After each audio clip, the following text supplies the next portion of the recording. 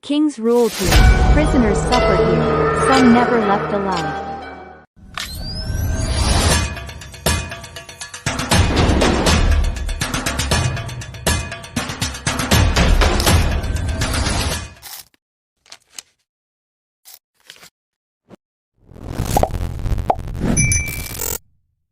The dark history of the Tower of London. Standing beside the River Thames in the heart of London, the Tower of London is one of the most famous castles in the world.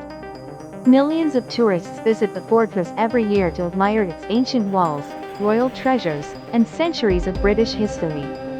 From the outside, the tower may appear like a magnificent medieval landmark connected to kings, queens, and royal ceremony. But behind its stone walls lies a far darker story.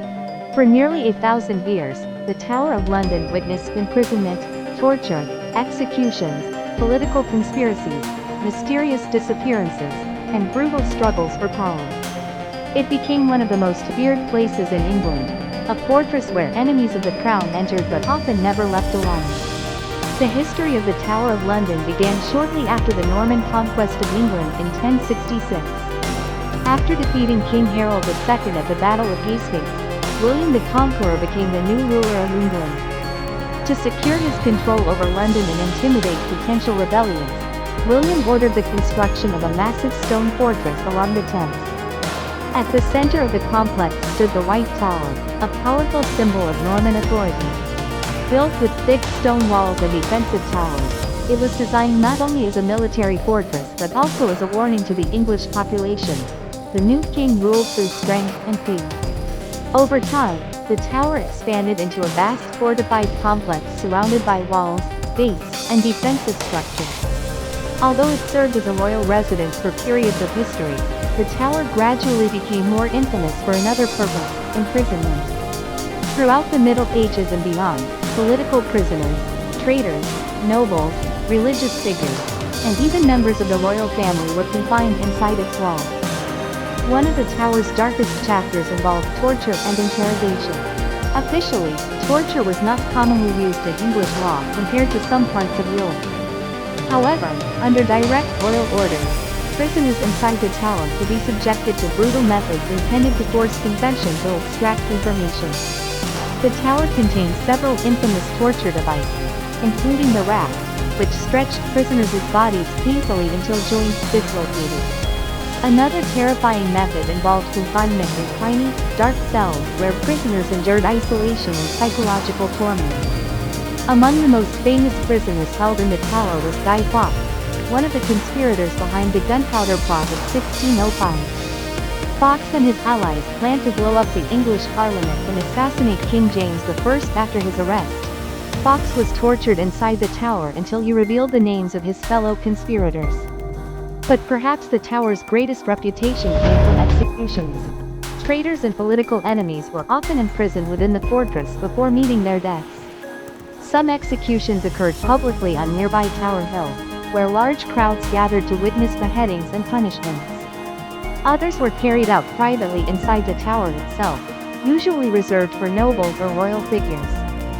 One of the most famous victims was Anne Boleyn, the second wife of King Henry VIII. Anne's marriage to Henry changed English history forever. Henry broke away from the Roman Catholic Church after the Pope refused to annul his first marriage, leading to the creation of the Church of England. Yet despite Anne helping Henry achieve this political and religious revolution, she eventually fell from favor. In 1536, Anne was arrested and imprisoned in the Tower of London on charges of adultery, treason, and incest. Accusations many historians believe were politically motivated or fabricated. After a short trial, she was sentenced to death. Anne Boleyn was executed inside the tower by a skilled swordsman brought from France. Her death shocked England and became one of the most infamous royal executions in British history. Another tragic mystery connected to the tower involves the princes in the tower.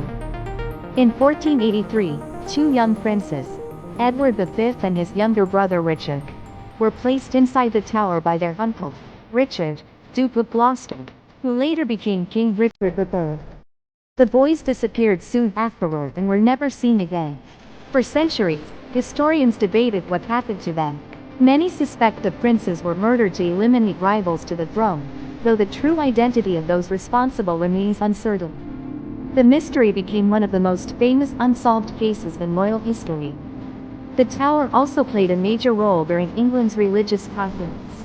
During the reign of Queen Mary I, known to many as Bloody Mary, Protestant opponents were imprisoned and executed as Mary attempted to restore Catholicism in England. Later, under Queen Elizabeth I, Catholic conspirators and foreign agents faced imprisonment within the tower's walls. Ironically, Elizabeth herself had once been imprisoned there before becoming queen. In 1554, Elizabeth was accused of involvement in a rebellion against her half-sister Mary I. She entered the tower as a prisoner, uncertain whether she would survive. For weeks, she feared execution, knowing many before her had died there. Eventually, Elizabeth was released and later became one of England's greatest monarchs. The tower's role as a prison continued for centuries. During World War I and World War II, spies and enemy agents were held and executed there. One of the last executions occurred during World War II when German spy Joseph Jacobs was shot by firing squad inside the tower in 1941.